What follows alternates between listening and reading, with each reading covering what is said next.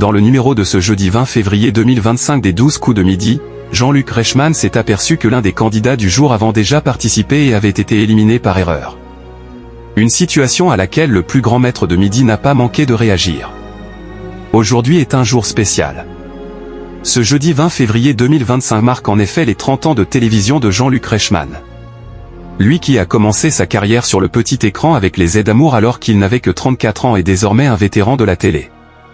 Également passé par Attention à la marche. L'animateur est maintenant bien installé, depuis 2010, dans les 12 coups de midi, mais également dans On se tutoie, son émission de radio sur Nostalgie ou encore dans son rôle de Léo Mattei dans la série policière éponyme. Ému par son 30e anniversaire télévisé, cela n'a pas empêché Jean-Luc Reichmann de rendre justice à l'un des candidats présents en plateau, Alexandre, qui avait en effet déjà participé au jeu il y a un an, avait en fait été éliminé par erreur. L'an dernier, Alexandre avait été évincé de la compétition après une mauvaise réponse à la question « Qui a dit Paris vaut bien une messe ?» Si le joueur avait répondu que la phrase venait d'Henri IV, la production avait pourtant validé Sully. Alexandre s'était donc vu obligé de quitter le jeu bredouille, pensant pourtant avoir répondu correctement.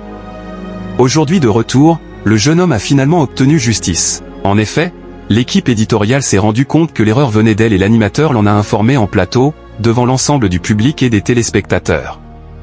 On s'est aperçu d'une erreur, a démarré Jean-Luc Reichmann avant d'avouer, on avait validé une mauvaise réponse. Point.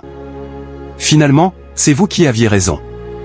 Soucieux de dire toute la vérité à son public, il a ensuite demandé son avis à Emilien, le plus grand champion en titre toujours en lice dans le jeu. Vous nous connaissez là-dessus, on dit tout aux téléspectateurs. Vous qui êtes là depuis 1 an et demi, dites-le, a alors demandé l'époux de Nathalie Lecoultre.